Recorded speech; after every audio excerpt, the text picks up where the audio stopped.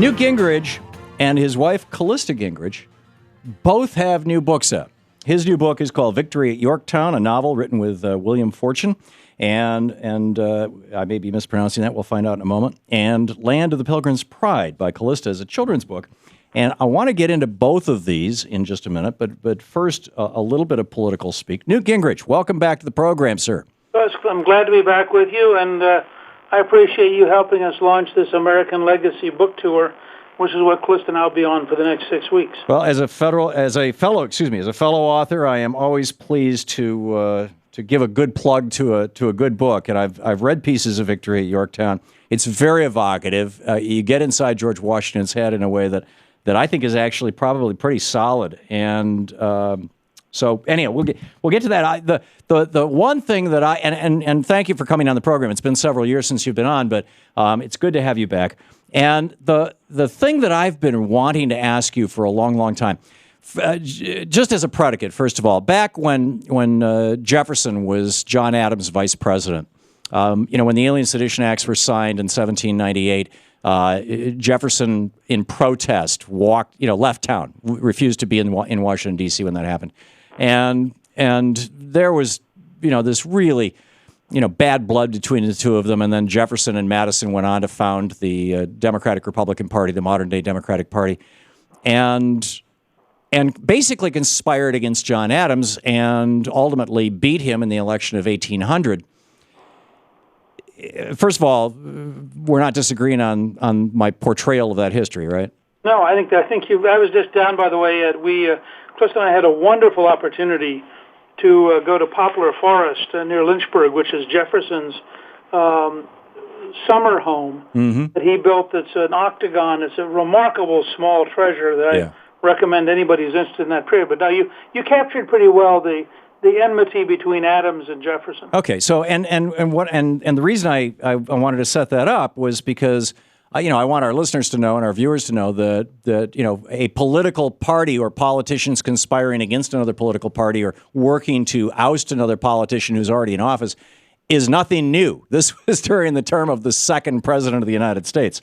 So, which leads me to my question for you, which is about what I read in Robert Draper's book, Do Not Ask What Good We Do Inside the U.S. House of Representatives, where he writes that on the 20th of January, 2009, the night that Barack Obama was being inaugurated, I was here in D.C. at the Union Station inaugural ball, that you and Frank Luntz and Paul Ryan, Eric Cantor, Kevin McCarthy, Pete Sessions, Jeb Henseling, Pete Hoekstra, Dan Lundgren, Jim DeMint, John Kyle, Tom Coburn, John Ensign, and Bob Corker got together at the steakhouse, which literally is in the building that I used to live in, over on 9th and F, the Caucus Room, and had a private 4-hour meeting in which, according to Draper, later Henseling, I believe it was, or was it? No, it was Pete Sessions actually wrote for the National Journal that you guys decided that you were going to become the Taliban insurgency. He said you have to understand we will become the insurgency. I think insurgency is a mindset. The Taliban taught us this. We need to understand that insurgency is going to be required when dealing with the other side. And you were quoted in the book as saying that after this dinner, you'll remember this as the day the seeds of 2012 were sown. Is that all accurate? Well, in part. I mean, first of all, Taliban, I think, is not a term I would have used because they're terrorists. But if you were to go back to the 3 volumes we've written in Washington, he certainly is an insurgent. The Founding Fathers were all insurgents. And as you point out, Jefferson is an insurgent against the Adams presidency. Right. So that part of it is a very long... So were you guys insurgents against the Obama presidency? Well, the fact is, look, the opposition party ought to sit down and try to figure out how to get back in power. Mm-hmm. That's why they're the opposition party. Right. If they're not going to try to get back in power, they might as well switch parties and join the incumbent party. I don't disagree. Although I would submit that when Jefferson and Madison were organizing against Adams and putting together the Democratic Republican Party out of the Anti-Federalists, that the country was not losing 800,000 jobs a month, was not on the verge of a Great Depression, was not in the midst of probably one of the 4 or 5 great crises in its entire history. things were actually quite stable Sure at that was. time. There's a long period of difficult economic times. There's a naval war with France. Jefferson himself, as president, imposes an embargo against shipping with Great Britain. Well, that was after 1800. Yeah, but I'm just saying, these guys had a very tiny country with a very thin margin of survival. Were deeply concerned that the British and the French would tear them apart and return them to 13 separate independent states that they could manipulate. Right. But they also took very seriously that they had a profound disagreement about the nature of the American experiment, and they pursued it very intensely on both sides. Yeah. By But the way, there's a brand new movie out about Lincoln. Lincoln is involved in a very similar process, which ultimately ends up in civil war. Yeah, I'm looking forward to seeing that movie next weekend. All of these, every single man that I named voted yes to the Bush-Cheney bailing out of Bear Stearns, AIG, both TARPs, September and October, and then voted no on everything after that. No to anti-rape amendment from Al Franken, Lilly Ledbetter, Fair Pay Act, anti-outsourcing bill. It seems like anybody would like that. Was this purely a political plan to basically kneecap the economy to hurt Obama? No. I mean, look, there's a fundamental philosophical difference about how the economy works. When a president comes in, and I thought at the time and said at the time that based on his speech in Manassas the Saturday before the election, his Grant Park speech election night, and his inaugural, I thought that President Obama had an opportunity in January of 2009 to genuinely govern in an Eisenhower style and force the Republicans to be his allies and probably split the Republican Party. He promptly turned to Nancy Pelosi and Harry Reid and drafted a stimulus bill that had $780 billion in spending with no elected official having read it. So, I mean, not only was there no Republican participation, there was no elected Democrat participation. Now, I think it's a bit much to say to the opposition party, you owe the president a blank check. Why don't you vote for this $780 billion you don't believe in that will increase the national debt and you don't think it'll improve the economy? And by the way, we could have a long argument on whether he actually slowed down the rate of decline or whether he cut off the rate of improvement. But sure. That's partly a philosophical difference about the nature of America. Do you want an America centralized in Washington, or do you want an America that is largely decentralized in the states and in Except the that all sector? these guys, and I don't want to extend this too much, and I promise the next segment we're doing nothing but your book, okay, and you and Callista. And all of these guys had voted with Bush for these big government programs and these bailouts. That Obama comes in, and all of a sudden they're anti-big government. I suspect almost all of them regret having voted with Bush. Yeah, okay. I suspect you're right. I suspect you're absolutely right. But, you know, a number of them, I mean, Paul Ryan. By the way, you can make the same case for liberals. Liberals who Sure. were deeply opposed to assassination have said nothing about the use of predators because apparently as long as you only assassinate from 20,000 feet, it's okay. Actually, a lot of liberals have spoken out against that, including this one. I believe that is a war crime. Senate or House floor. There's been no systematic effort to do anything that would be politically effective. Yeah, well, there should be. And on that, you and I, Newt Gingrich, agree. We're going to take about a 4-minute break here. And when we come back, Newt Gingrich and his wife Callista is going to join us briefly. We're going to talk about his new book, Victory at Yorktown, and her book, Land of the Pilgrims Pride. If that's all right with you? That's great. Okay, Speaker Gingrich will be with us in just a moment, or in about 4. Stick around.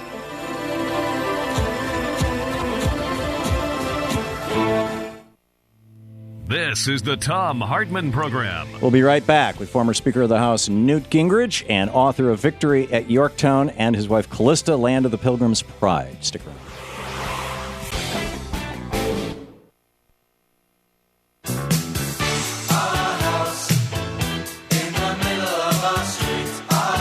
Welcome back. Thom Hartmann here with you, and we are speaking with former Speaker of the House and presidential candidate Newt Gingrich.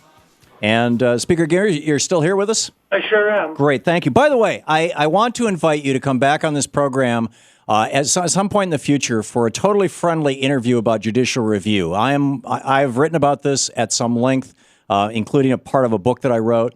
I think it's crazy, this whole concept, the Marbury versus Madison concept. I have played clips of you denouncing it and you quoting Hamilton from the Federalist Papers. And sometime let's do that. All right? I'd love to do it. That'd be great. Great. Now, Victory at Yorktown, a novel. Newt Gingrich and William, is it Forstchen? Am I pronouncing it right? William Forstchen. Forstchen. Thank you. And Victory at Yorktown is about. Tell us. Well, it's about George Washington having the courage to first send a large part of his army to the south to fight the British while he held the main British army in New York City, and then having even more courage to take his forces and march down through Philadelphia. Remember, there are no helicopters, no airplanes. This is all marching by foot down to Yorktown, where he joins up with the rest of the American army and with our French allies. They trap Cornwallis, and he surrenders. I think, interestingly enough, the song they play during the surrender ceremony is "The World Turned Upside Down," and that's the key victory that ultimately leads to American independence. It was a campaign of great courage, great moral decisions on Washington's part, and a real rolling of the dice after a very long war with a country that was very tired. Yeah, and you did a marvelous job of portraying it here in this book, Victory at Yorktown, a novel, by the way, I should say. Very readable. Speaker Gingrich, the 3 years before the Revolutionary War really began, there was more or less of a debate in the UK, and fact check me on this if I have any of this wrong, years, times, dates, whatever, where the question was raised, is it conceivable that the American colonists could raise an army, and particularly a military, basically enough cannons or enough warships to take on the British Navy and the British imperial force. And the conclusion was that it was impossible, and therefore we didn't have to worry about these rabble-rousers. First of all, is that consistent with your understanding of history? Yeah, it's consistent with their arrogance. They had put down peasants in Scotland, Wales, Ireland, and England. They were used to putting down peasant rebellions, and I think it's only on April 19th, 1775, at Lexington and Concord, when they encounter trained militia who are armed, and they are defeated decisively that day, that the British begin to realize this is something different. The Americans are actually creating a country, which is part of why when Callista wrote Land of the Pilgrims Pride, it's about a period people don't look at. It's the colonial era, which identifies our future and really defines us as Americans before the Declaration. If the tactics that Washington and many of the patriots, the American fighters, used were referred to by the British repeatedly as terrorist tactics. This was an insurgency. They shot from behind trees, whereas the British marched in formation. To what extent do you think that was the decisive factor in our defeating the British?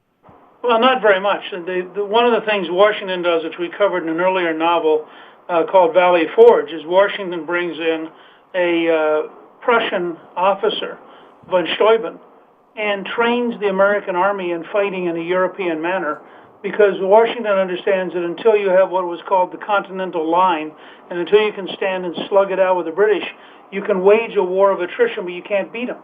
In order to defeat them, you have to have a full-blown army in the field, a professional army, and that's what he builds during the course of the war. So Washington himself had served with the British Army in the French and Indian Wars. He understood the nature of European warfare. He had studied it for his whole life, and he was a remarkable man at a moment when that's exactly what we needed. Yeah, I absolutely agreed.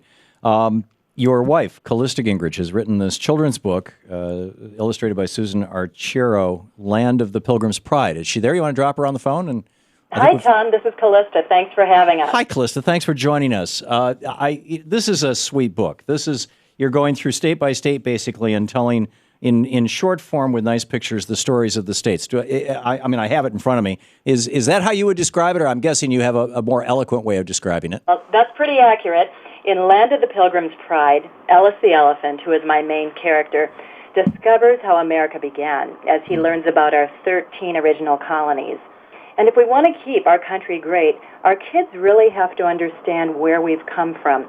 And colonial America is a major and often unknown part of our history, spanning almost 170 years.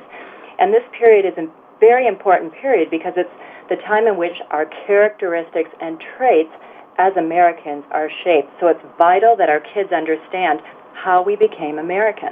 Mm-hmm. Yeah. Now, your husband used to represent me in Congress. I used to live up in Roswell, Georgia, and in Sandy Plains, in Right. Sandy Springs, excuse me, or in Marietta, Georgia. Pardon me. Louise and I lived in Marietta for 5 years and 5 years in Roswell. And I turned to the page on Georgia, and you said those who needed a second chance came to the colony of Georgia without any shame. Was Georgia not a penal colony? Is this a kind of a euphemism for that? Well, in Georgia, Ellis learns, and we all learn, about the fallen and underprivileged who were given a second chance by working their way out of debt rather than going to prison. Okay. And the Wesley brothers, was this John Wesley who founded the Methodist Church? That's right. We have the Wesley brothers in Georgia, and something, they brought Methodism to our country, of course, and also they composed many of the hymns that we still sing today in many of our Christian churches. Very, very interesting. What's your favorite of the stories of the states here in Land of the Pilgrims Pride?